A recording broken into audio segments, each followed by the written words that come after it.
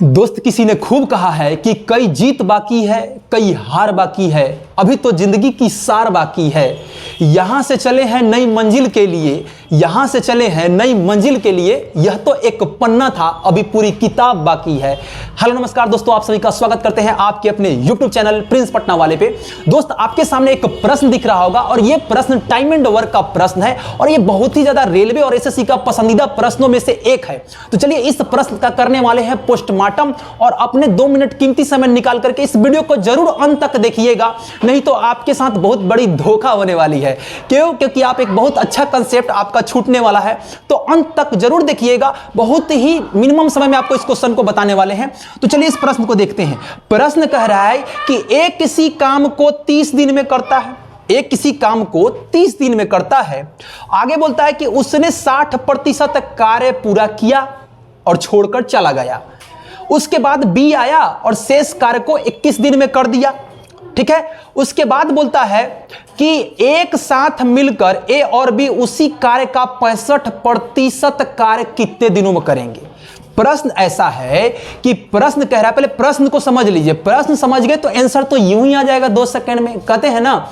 तो प्रश्न कह रहा है कि एक किसी कार्य को जो है कि 30 दिन में करता है और वो 40% कार्य करके चला जाता है, 60% बचा हुआ कार्य ही तो होगा। अगर 40% कार्य करके चला गया है तो यानी 60% कार्य है, और उसी के बारे में बोला है कि बी बचे हुए कार्य को 21 दिन में करता है, यानी 60% कार्य को 21 दिन में करता है।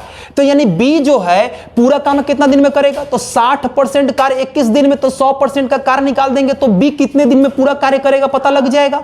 उसके बाद कहा कि ए और बी दोनों एक साथ मिल करके कार्य करे तो जितनी भी कार्य है उसका 65% कार्य कितने दिनों में होगा। चलिए अब इस प्रश्न को आप समझ गए होंगे, तो इसको अब देखते हैं कैसे बनाएंगे। देखिए उससे पहले आपका एक प्रश्न छोटा सा यूज हुआ है, उसको पहले समझिए कि 40% कार्य ए ने कार्य किया, 40% कार्य किया और कार्य करके छोड़ दिया, चला गया, यानी बचे हुए कार्य 21 दिन में भी करता है मेरे भाई। यानी कि कार्य बचा कितना, 40% कार्य हो गया तो टोटल कार्य 100% होता है। टोटल कार्य तो 100% होता है, 100% में से 40% कार्य हो चुका है मेरे भाई। तो बचा कार्य कितना है, बचा कार्य कितना है, आप कहेंगे 60% कार्य, और यही 60% कार्य तो कौन कर रहा है, बी कर रहा है। यानी 60% का फ्रैक्शन वैल्यू कितना होता है, 3/5। हाँ या ना, क्योंकि यहां से क्या करेंगे, परसेंट हटाएंगे, नीचे 100 आएगा, काटेंगे तो 3/5।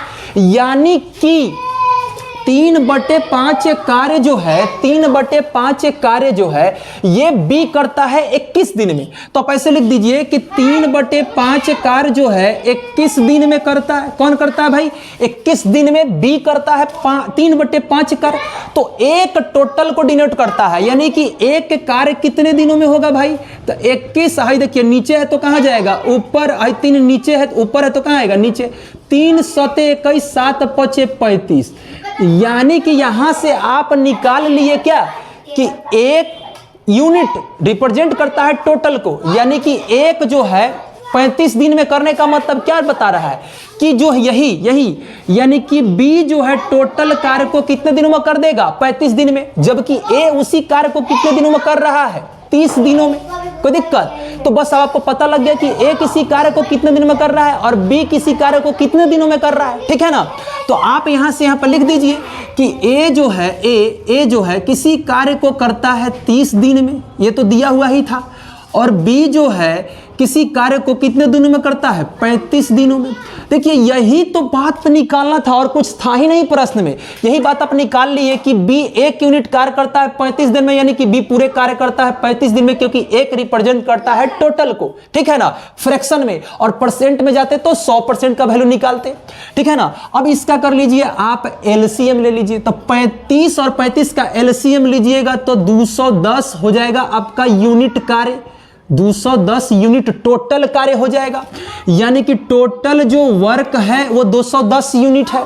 आपको पता है कि डे से जब वर्क में भाग देते हैं तो इफिशियंसी निकलता है, जब इससे भाग देंगे तो कितना हो जाएगा, 7 आ जाएगा। यानी कि 30 से 210 में भाग देंगे तो 7 आ जाएगा, और 35 से जब इसमें भाग देंगे तो कितना आ जाएगा, 6 आ जाएगा। क्या कोई दिक्कत नहीं है। यानी कि बी की इफिशियंसी 6 और ए की इफिशियंसी 7 आ गई, कोई दिक्कत नहीं है। चलिए यहां तक में अब कोई दिक्कत नहीं होगा।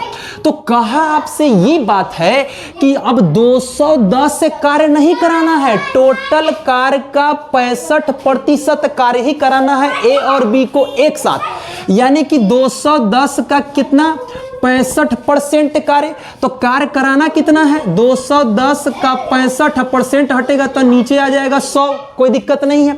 अब यही कार्य आपका है, इसी कार्य को कराना किससे है, ए और बी को एक साथ कराना है, तो कितने दिन लगाएंगे।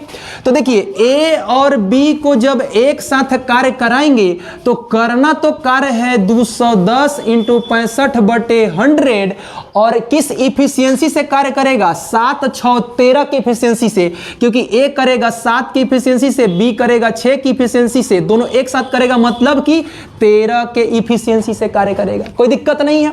अब देखिए इससे काट देंगे तो 13 5 65 और इससे काट देंगे 0 से 0, 5 दूनी 10 और इससे काटेंगे 2 से तो 21 को काटेंगे 2 से तो 10.5, यानी कि 10.5 को आप ऐसे भी लिख सकते हैं, 10.5 लिखिए, 10.5 से डे लिखिए, या इसी को आप ऐसे लिख दीजिए 10 सही 1/2 डे लिख दीजिए, क्या कोई दिक्कत। और यही आपका आंसर होगा और ये आंसर कहां पे है, आपका ऑप्शन नंबर सी में है।